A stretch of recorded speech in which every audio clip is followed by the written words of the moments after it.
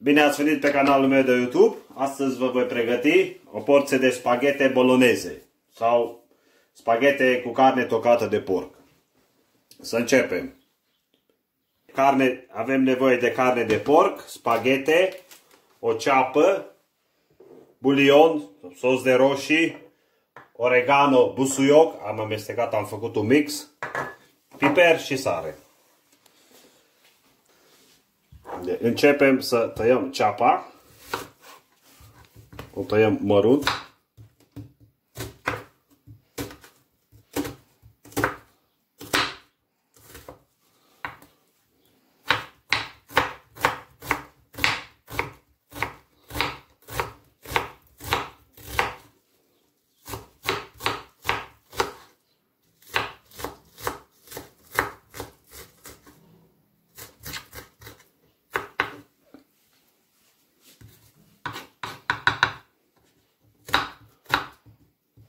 Tăiem pătrățele.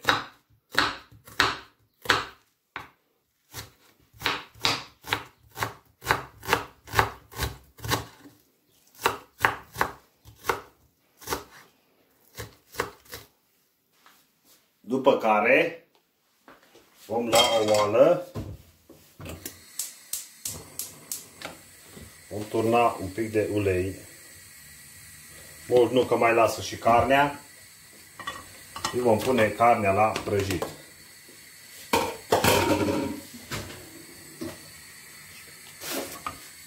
O vom pune la prăjit circa 10 minute. Între timp vom lua și spaghetele, le vom pune la apă, în apă la fiert. Mai tare. Vom aștepta să clocotească un pic apa. Vom adăuga și sare. Am o linguriță de sare și piper. Piper puteți să adăugați o linguriță jumate.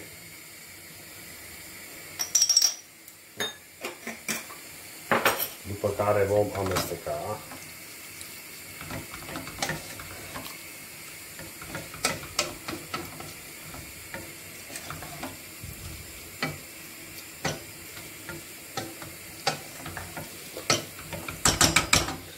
Apa începe să fiarbă, vom pune și spaghetele pe care eu le voi rupe în două.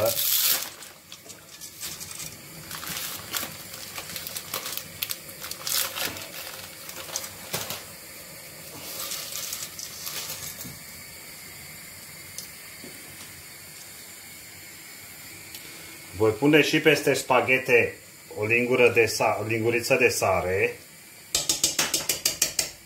puțin ulei. Cât să zic, o lingură de ulei. Merge și ulei vegetal, dar e bun și ulei acesta, că acum n-am ulei vegetal. După circa 10 minute vom lua și ceapa.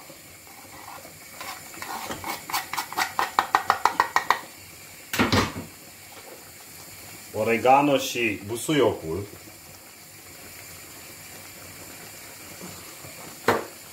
Și sucul de roșii pasate, suc de roșii, și le vom amesteca.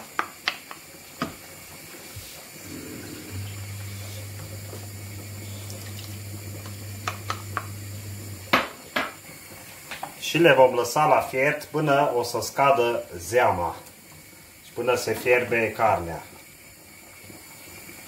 Amestecăm bine. După care încep să se fiarbă și spaghetele.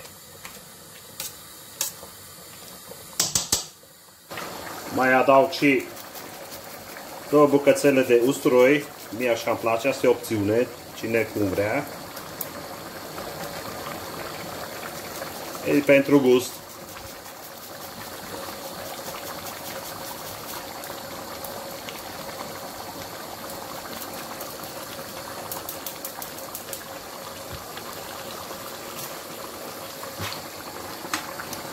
Se pare că s-au fiert și spaghetele.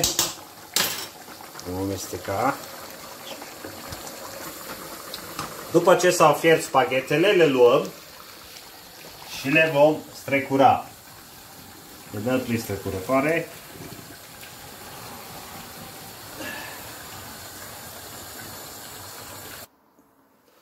După exact 40 de minute este gata rețeta.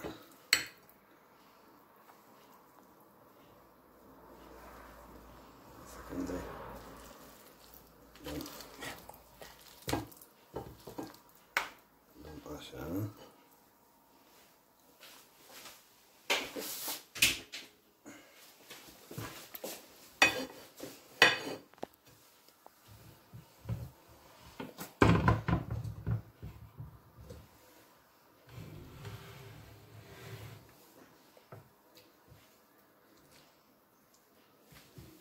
Eu voi pune și niște cașcaval.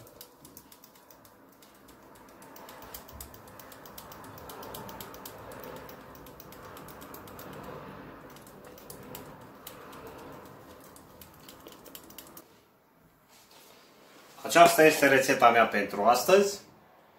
Pentru mai multe rețete, dați un subscribe, un like și un distrib. Vă mulțumesc! Poftă bună!